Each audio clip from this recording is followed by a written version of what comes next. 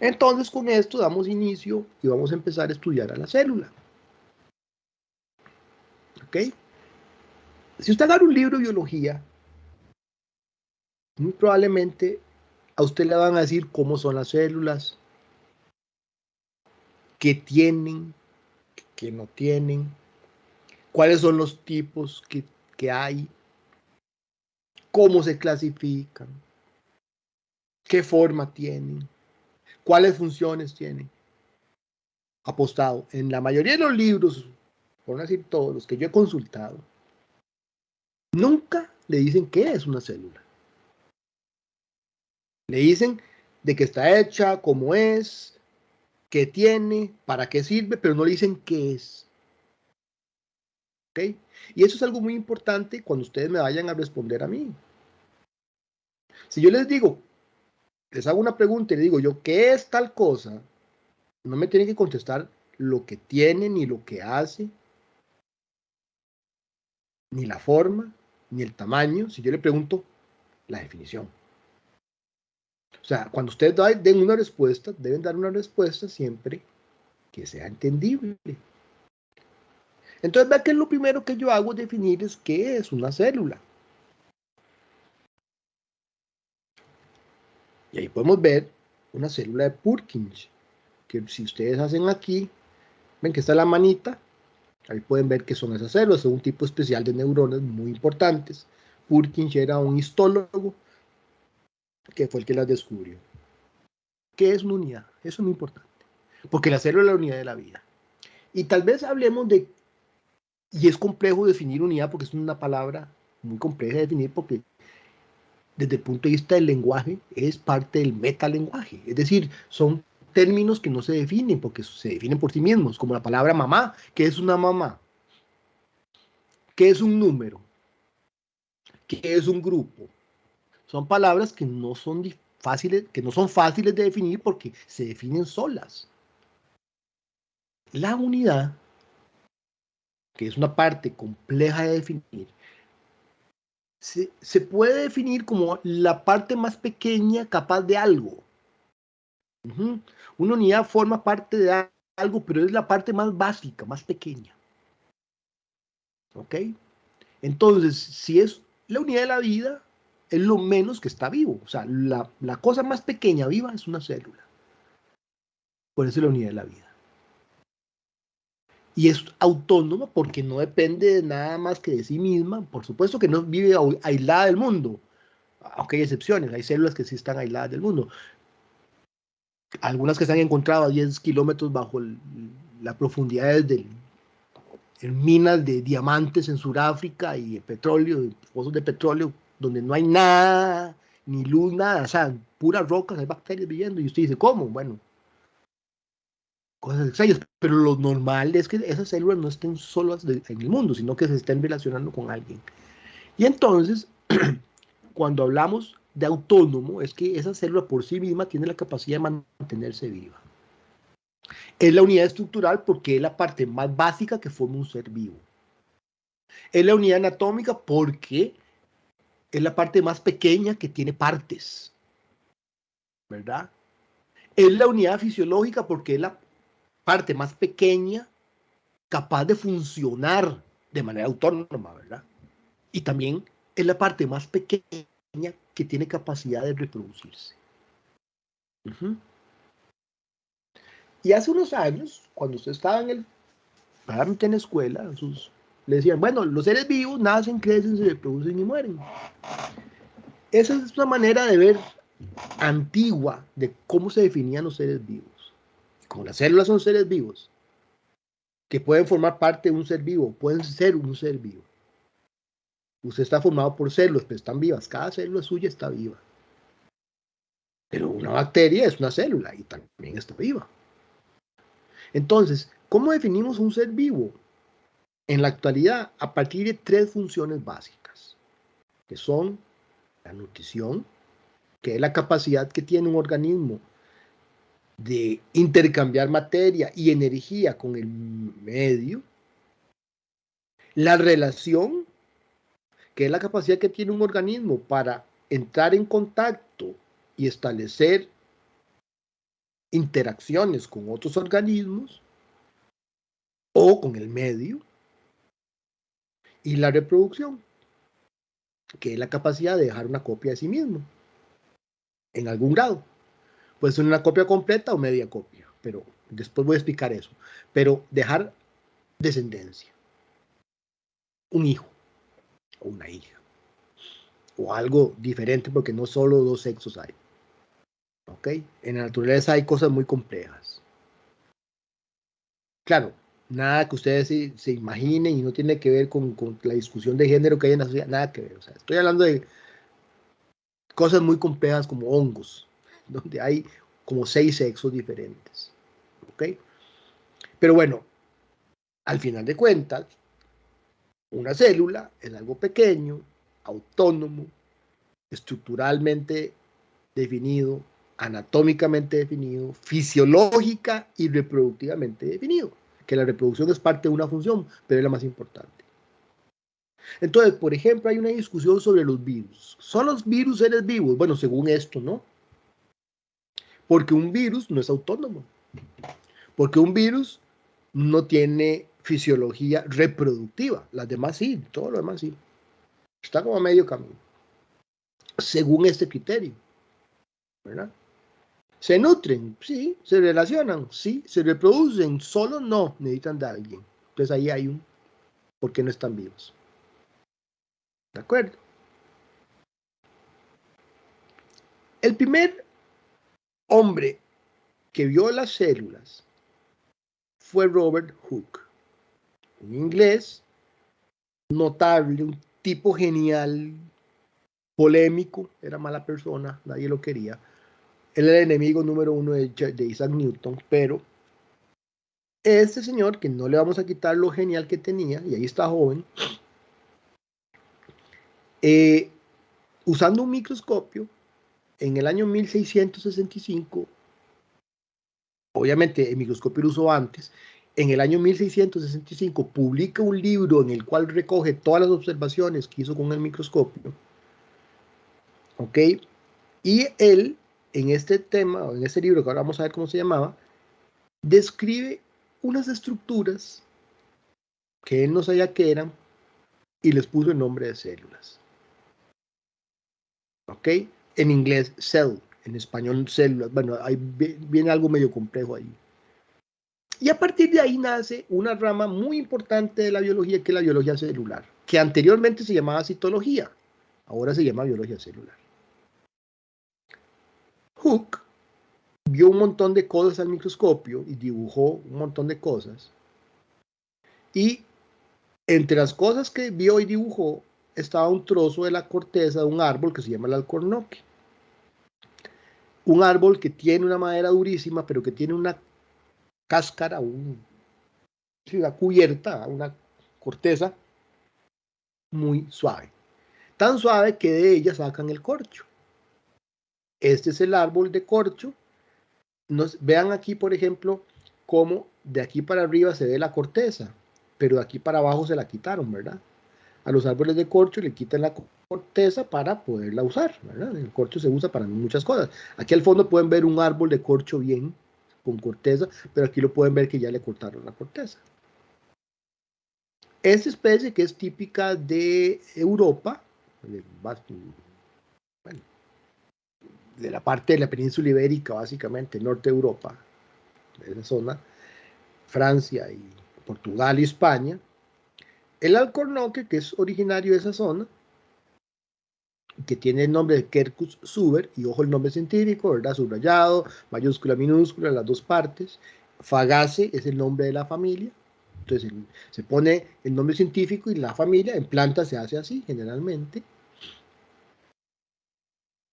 Hooke dibujó la corteza del alcornoque con este microscopio. Este es el microscopio que era de Hooke, que está en un museo. ¿Okay? Él modificó el microscopio. Él lo que hace es parecido a lo que vamos a ver mañana en el laboratorio. Tengo un lente para el ojo, tengo un lente para el objeto. Aquí pongo lo que yo quiero ver y con una llama y una lupa le dábamos luz para poder alumbrar, ¿verdad? No había electricidad, recordemos. Y esto fue lo que Hooke dibujó. Al observar bajo el microscopio el corcho, y así se ve, vea, así se ve el corcho en el microscopio. Esto es corcho en el microscopio. Hooke lo trató de dibujar. Este es el dibujo de Hooke que está en este libro que se llama Micrografía. Así, digamos, es el nombre del libro conocido, digamos, que en realidad son como dibujos de cosas pequeñas hechos bajo el aumento de lentes, hecho bajo usando lentes de aumento. Ese es el nombre, la traducción del nombre del libro de Hooke. ¿Ok? Este libro, que aquí pueden hacer clic y pueden ver que hay algún material ahí. Hay algunos materiales que ustedes pueden ver. Bueno, recuerden, pasamos el cursor y por ejemplo aquí vamos a ver qué hay.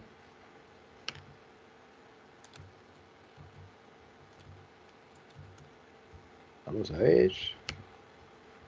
No sé.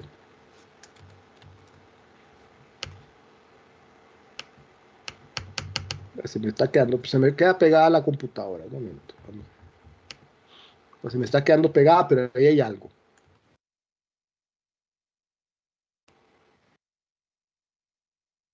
Luego aparece una teoría sobre las células, pero todavía no. Y este otro señor, Anton van Leeuwenhoek, que no era científico, él era un comerciante de telas, y como tal, en algún momento había aprendido a hacer lentes. ¿Por qué lentes? Porque para ver la calidad de una tela se usaba una lupa. Entre más fibras tuviera el tejido, mejor calidad de la tela. Sobre todo, él era holandés y Ámsterdam era la capital del comercio mundial en Europa. Cuando, no sé, había sido un reino español durante mucho tiempo, ¿verdad? Los flamencos, o sea, no sé, es una historia, la historia es muy diferente a como es actual, ¿verdad? Flandes, el reino de Flandes se llamaba, bueno, y él era neerlandés, y los neerlandeses eran los comerciantes número uno del mundo, sobre todo sedas, él importaba sedas. Pero este señor, Anton van Leeuwenhoek, hizo este microscopio. Eso es un microscopio de un solo lente. Y este señor descubrió cosas que nadie había visto porque hizo lentes más potentes que nadie anteriormente a él. Y Van Leeuwenhoek, sobre el cual está la historia del microscopio, los invito a escuchar ese podcast. Hacen clic ahí, lo pueden ver. Y también hay un podcast sobre Van Leeuwenhoek, la historia de la biografía de él, ¿verdad?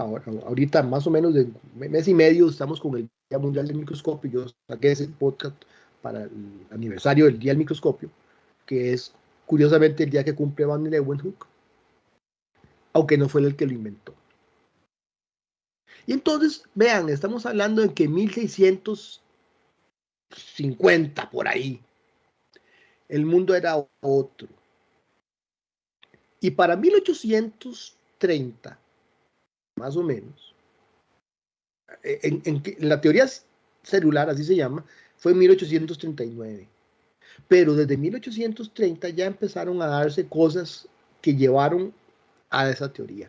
Pero ojo, pensemos en Hooke en 1650 y pensemos que pasaron casi 180 años, casi 200 años de gente usando el microscopio. Todo el mundo usaba el microscopio para ver cosas y empezaron a ver un montón de cosas. Empezaron a ver, por ejemplo, cómo se podían encontrar microorganismos viviendo en la sangre de personas enfermas. Y entonces hubo una teoría llamada la teoría de los gérmenes, que decía que había cosas pequeñas, diminutas, microscópicas que podían enfermarnos. Antes no se creía eso, antes era muy delgada la línea que separaba la magia de la ciencia, y muchas veces los científicos eran casi que magos y curanderos, ¿verdad? Y las explicaciones que daban, por ejemplo, Paracelso con, con la teoría de los humores, el padre de la medicina moderna, Paracelso, él dice Él decía que las enfermedades se producían por desequilibrio de ciertas sustancias que había dentro del cuerpo, se llamaban humores. Bueno, y luego la teoría de las miasmas, que por ahí decía que eran como espíritus inmundos que se le metían a las personas y las enfermaban. Eso hacían los científicos, ¿verdad? Vean que fue con el microscopio que se logró ver que había cosas que lo enfermaban a uno. O sea, había cosas viviendo dentro de la gente enferma que no estaban en la gente sana.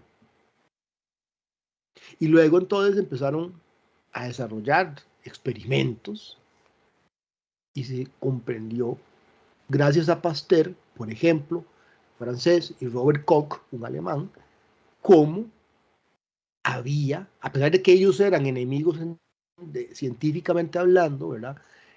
Y compitieron, entre ellos hubo una competencia, que, bueno, la típica competencia entre un francés y un alemán, pero ellos desarrollaron las teorías modernas, especialmente a Pasteur, sobre cómo se producen las enfermedades. Bueno, Pasteur, y ahora vamos a ver otro personaje muy importante.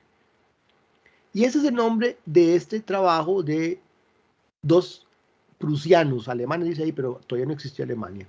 Theodor Schwann y Matthias Schleiden. Ellos publican una obra llamada Investigaciones microscópicas sobre la concordancia, la estructura y el crecimiento de las plantas y los animales.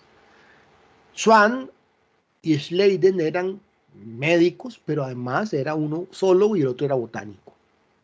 Y entonces, de alguna manera, trabajando por su cuenta, se conocían y se dieron cuenta de que tenían ideas muy parecidas sobre cómo las células formaban parte de los animales y las plantas y formaban tejidos. O sea, es que todos estos conceptos que nos parecen tan normales, hubo un momento en el que no existían y hubo que desarrollarlos.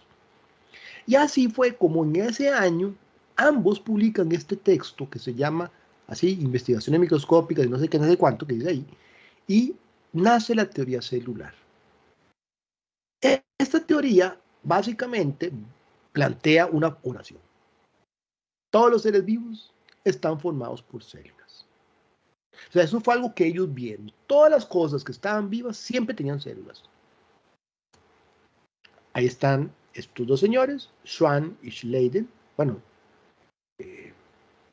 hay una historia de ellos también en mi podcast. Yo hace relativamente poco saqué la historia de la teoría celular, por si la quieren buscar ahí, me dicen y yo se las paso. Está muy interesante, muy entretenida. Desde el origen de los primeros lentes que usaban los griegos y los romanos o más atrás, inclusive los egipcios, 3500 años, hasta la teoría actual de la célula, ¿verdad? A la actualidad. Y estos señores también, si ustedes quisieran, pueden escuchar este video, ¿verdad? Que es un video como de 5 minutos que explica un poco sobre esta teoría. Entonces ustedes hacen clic aquí. Vamos a ver si ahora sí. Yo creo que ahora sí. Ahí está. Ok, ve 6 minutos. Las dos ramas de la biología, la animal y la vegetal, están... Bueno, yo tengo un bloqueador de anuncios y por eso no lo pueden ver, pero ustedes pueden perfectamente buscar esto en el video, ¿ok? Entonces, si hacen clic aquí, van a encontrar el enlace del video. Y aquí también pueden hablar, no sé, esto los tira a la biografía de estos señores, ¿ok? Pero también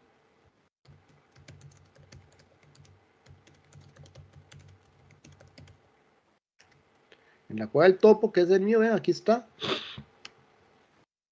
Está en varios lectores de podcast, aquí está, ¿verdad? Entonces aquí la teoría celular, como pueden, quieren escuchar, ¿ok? Y aquí tengo mi sitio web y bueno, esto lo pueden escuchar sin necesidad de tener un reproductor de podcast, ¿ok? Bien. Bueno, entonces, esos señores descubren que las células estaban formando parte de todos los seres vivos, tanto en las plantas como en los animales. Sin embargo, hay más personas metidas en el pleito. Eso fue en 1839.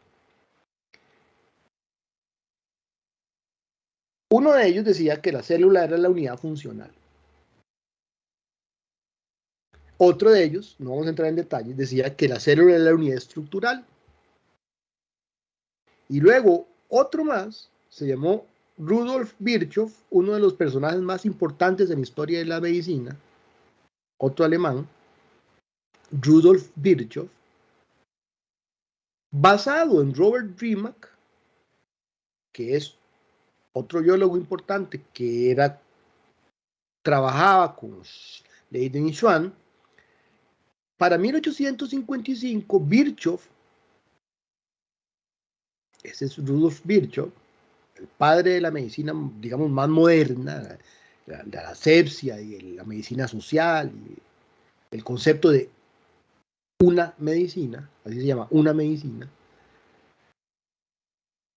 el padre de la patología, por ejemplo. Este señor Virchow vio que las células se originaban de otras células, ¿ok?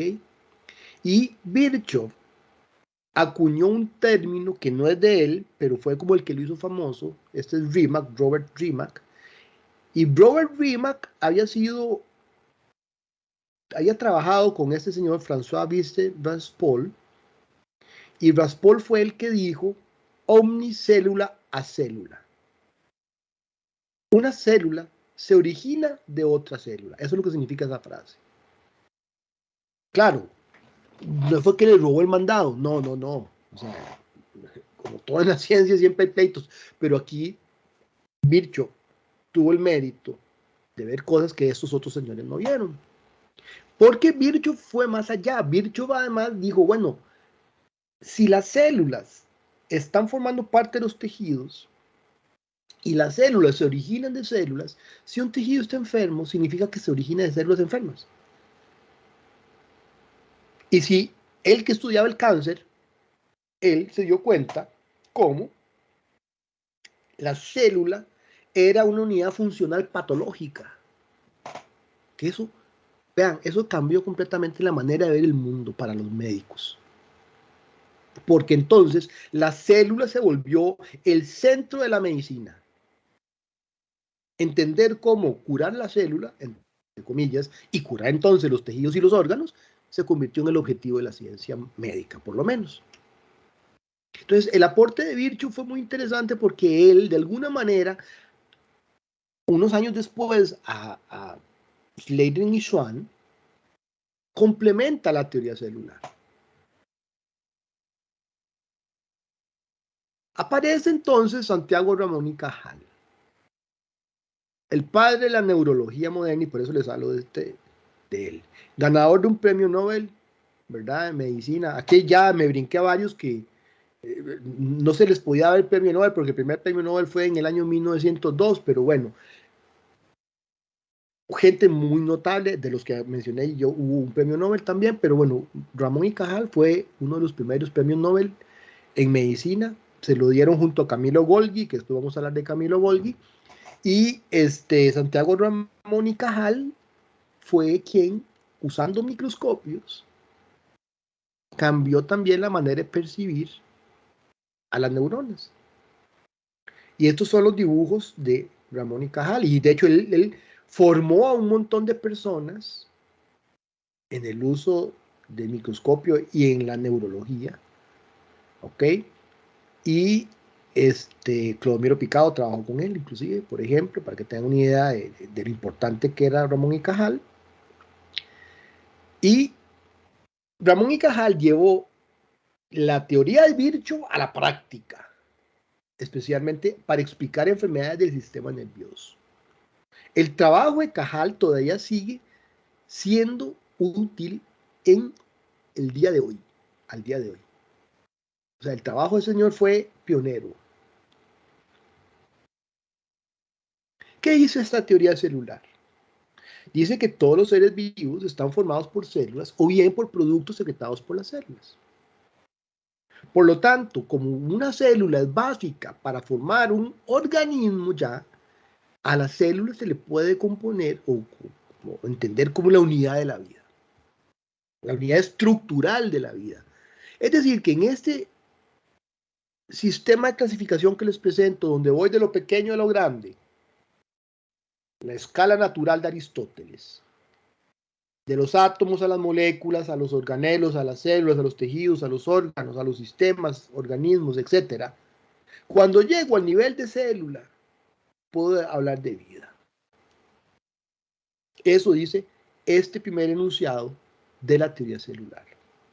Entonces, cuando usted ve algo como Policaos, que es una ameba, un tipo de ameba, esto es una célula y es un organismo vivo. Y vean que tiene partes.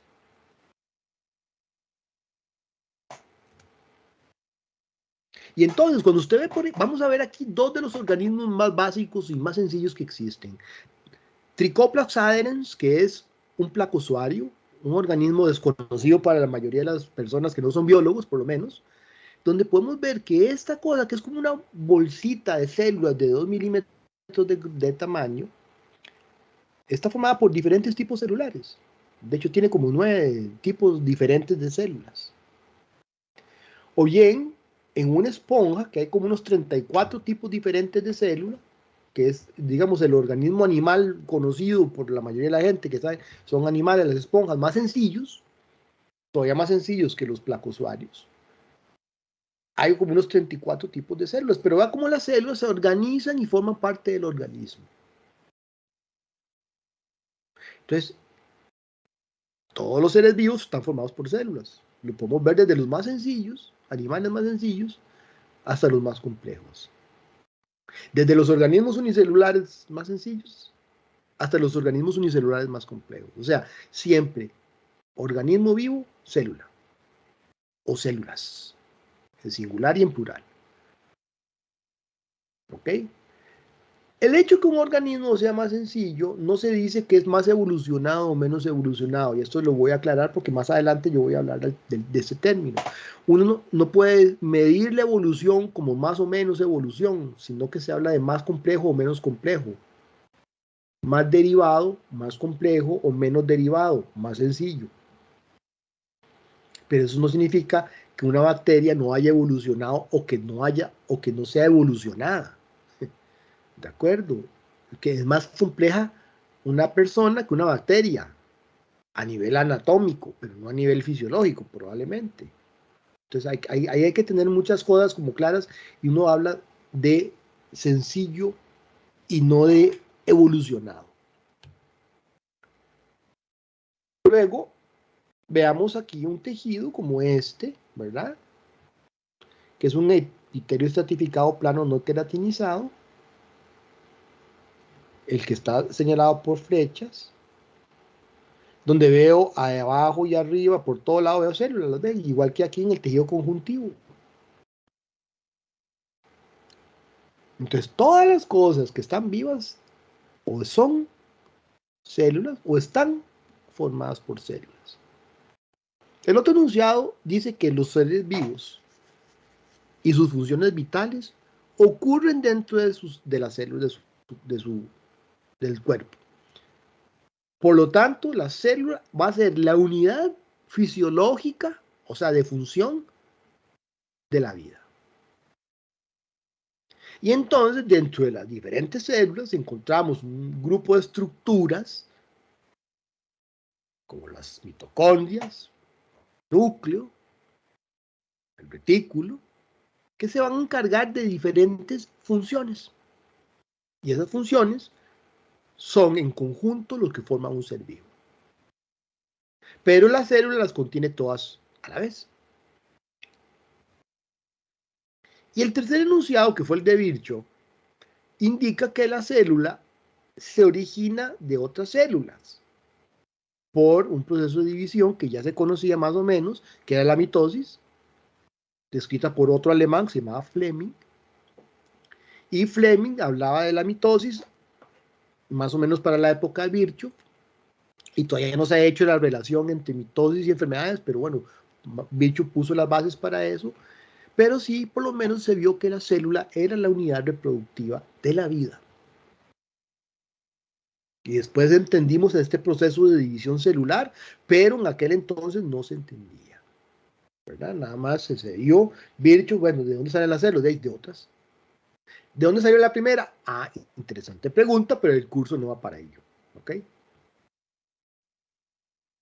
Esa teoría celular que digamos, se volvió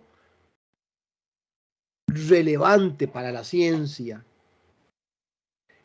en la segunda mitad del siglo XIX, digamos en los primeros, de la década de los 30 a la década de los 60, esos 30 años ahí, en la mitad del siglo XIX, tenía gente a favor y tenía gente en contra.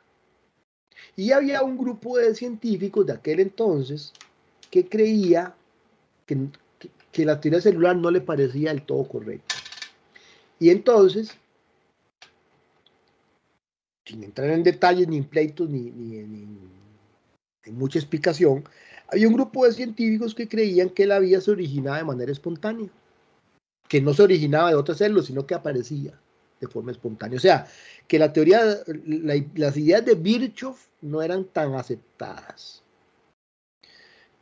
Bueno, y eso tiene una explicación desde las ideas de Aristóteles. O sea, eso no crean que era gente idiota o algo así. No, no, no, era gente simplemente que tenía una visión diferente del mundo. Todavía la ciencia no usaba completamente el método científico, aunque, pues sí. Y aparece este otro señor que fue muy importante porque puso fin a los pleitos sobre el origen de la vida. Louis Pasteur, ¿ok? Que era un químico y uno de los padres de la microbiología moderna. Él probó que Virchow tenía razón, que la vida no se originaba como magia a partir de materia muerta o materia no viva, sino que para que hubiera vida tenía que haber una célula antes. Para ello, este señor Pasteur hizo el experimento del cuello de cisne, que se llama, que él lo que hizo fue que hizo un caldo de carnes. Ustedes saben que si usted hace una sopa y esa sopa la deja 3, 4 días afuera, se pone mala, se llena de bacterias y se descompone, ¿verdad? Se pudre. Bueno, él hizo un caldo y lo echó en un matraz que se llama, que es una botella que tiene esa forma. Luego dobló el cuello formando esa S, a eso se llama un cuello de cisne. Y entonces él probó cómo, hirviendo el caldo, que la vida se origina a partir de células y no por magia. Si usted dejaba ese caldo ahí, después de varios días se llenaba de gusanos y aparecían cosas que no eran explicables. Pero entonces este señor lo que hizo fue que inclinó el frasco para que el vapor saliera y formara como un tapón. El mismo caldo forma un tapón, ¿ok? Que evita que las moscas y las bacterias que hay en el aire y todos los microorganismos entren al frasco. Porque Pasteur había durante muchos años tratado de investigar por qué se echaba a perder el vino. Recuerden que Francia era uno de los principales productores de vino en el mundo. Bueno, después cuando se dieron cuenta que también se podía aplicar a la cerveza, este señor cambió el mundo, ¿verdad? El vino y la cerveza se le deben gracias a los estudios de Pasteur, ¿verdad? Pero bueno, ¿qué fue lo que hizo él? Él descubrió la fermentación, que era producida por bacterias. Entonces él desarrolló un método la pasteurización es un método para matar las bacterias. Entonces él sabía cómo probar que la vida ocurría porque había bacterias y que las bacterias producían también enfermedades. Él fue el que dijo eso mismo, ¿verdad?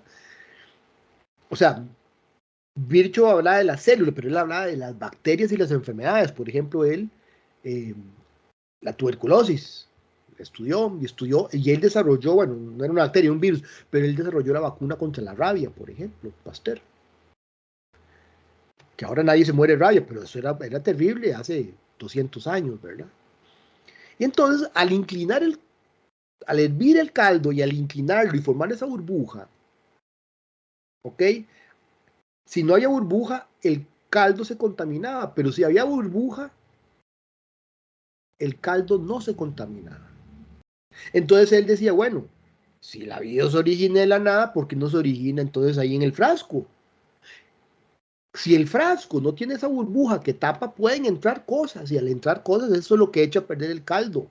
Y de esa vida que se ve en el caldo, que usted podía sacar una gota del caldo y ponerle un microscopio y ver las bacterias, la explicación es que el aire tiene microorganismos que pueden echar a perder las cosas. ¿Ok? Aunque el caldo estuviera vertical, pero si tenía la gota no se echaba a perder. Cuando no tenía la gota, que tapaba el cuello de cisne, sí se echaba a perder. Esto echó por tierra a la generación espontánea, aunque por ahí hubo gente que lo trató de cuestionar, pero al final de cuentas, hasta en un juicio que dijeron, yo puedo probar que el Señor, nadie llegó. O sea, él llegó al juicio a ver cómo era el asunto, ¿verdad? No era un juicio legal, era un juicio, era como un aclarar entre científicos. Hagamos el experimento, a ver, el otro grupo no llegó. Ahí pueden escuchar, creo que en el podcast, yo hice un podcast de Pasteur, entonces ahí pueden escuchar cómo está el pleito. Si les interesan estos pleitos, yo creo que ustedes nunca van a oír eso, pero bueno, ahí está el material por si lo quisieran escuchar.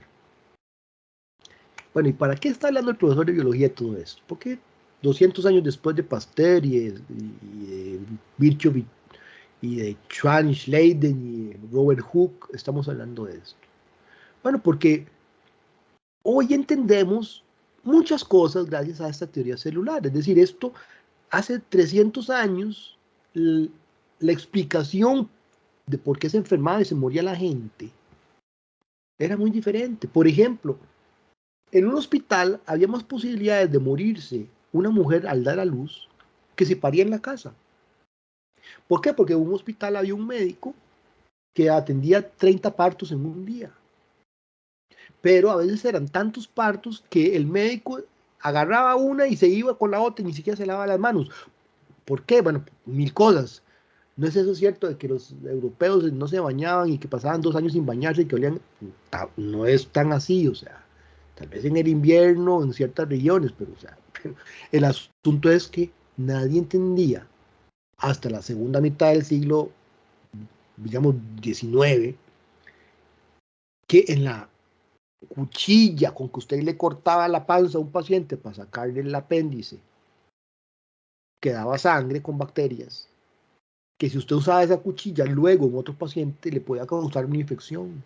O esas manos de esa mujer llenas de sangre cuando sacan al bebé, ¿verdad? Que se rompe la bolsa, hay que cortar la placenta y hay una hemorragia. O sea, esa sangre en las manos del paciente, del médico, sin lavarse, podían enfermar a otra mujer. Eso se llama asepsia, ¿verdad? La ciencia, digamos, de la limpieza o las normas de higiene en la práctica de las ciencias médicas o las ciencias de la salud. Eso no existía antes de Pasteur y sus amigos. Y en eso también hay una mujer que fue importantísima, la madre de la enfermería, ¿verdad? Nightingale, el apellido Nightingale, la dama de la lámpara, que cambió el mundo, ¿verdad? Y más o menos para esa época, 1850, por ahí.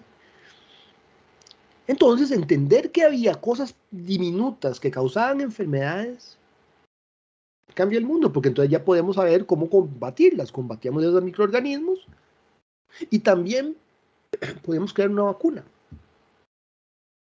Y Pasteur habla de las vacunas, pero bueno, Pasteur no fue el primero, Jenner.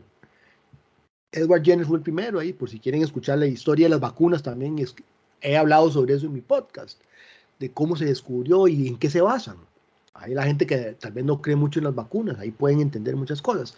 Pero el asunto es que el papel protagónico que tuvieron las células en las enfermedades fue lo que cambió a la medicina.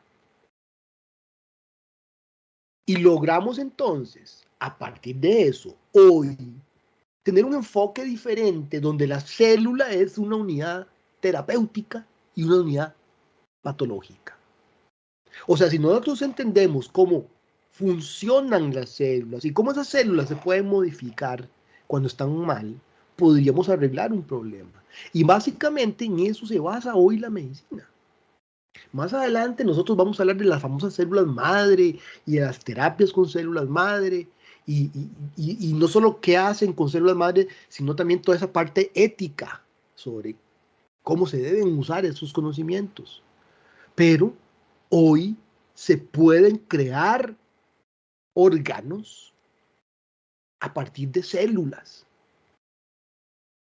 y puedo hacer trasplantes. O puedo usar células, por ejemplo, para reponer daño en un corazón después de un infarto. O puedo usar células para reponer células en procesos de cáncer.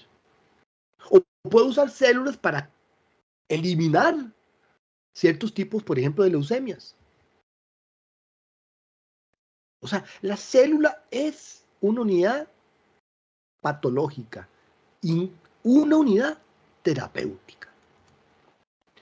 Y hoy hay en el área de la fisioterapia una cantidad de aplicaciones tan importantes para reponer, por ejemplo, bueno, en procesos inflamatorios, en procesos de desgaste, en daños estructurales en huesos, en nervios, oigas, en nervios. Hoy estamos a las puertas de poner a caminar personas que tienen daños medulares, usando células. En los últimos años, ¿verdad? Como les hablo, todo lo que son trasplantes, tejidos artificiales, hay una línea de investigación en Europa, por supuesto, aquí eso no, pero en Europa con las tecnologías de impresión 3D se pueden imprimir células, tejidos vivos. Por supuesto que todavía están en esa parte de los materiales para, digamos, esos polímeros, esos biopolímeros que se pueden utilizar para formar la estructura de un corazón. Pero uno puede formar este biopolímero, ese esqueleto del corazón y sobre eso montar células, una impresora. Claro que no es tan sencillo porque eso tiene una arquitectura interna y tiene nervios y tiene vasos que hay que conectarlos y diseñar. O sea, no es tan suplar y hacer botellas, pero sí hay, ojo, un protagonismo diferente de la célula, ¿ok? Que se ha dado a través de la historia, de los últimos 200 años a hoy, esa evolución que ha habido en la mente de la gente, se da al entender cómo funcionan las células, qué hacen las células y los daños que ocurren dentro de las células, cómo ellos son los causantes de algunas enfermedades y cómo hay agentes externos a las células, patógenos, que pueden también causar esos daños a la salud, al equilibrio fisiológico que debería existir en una persona sana. Puede ser un daño externo, un patógeno, o un daño interno, un defecto, una mutación, por ejemplo. Y entonces hoy, esto que vemos ahí son ojos, corazones artificiales, pero no máquinas, formados por células.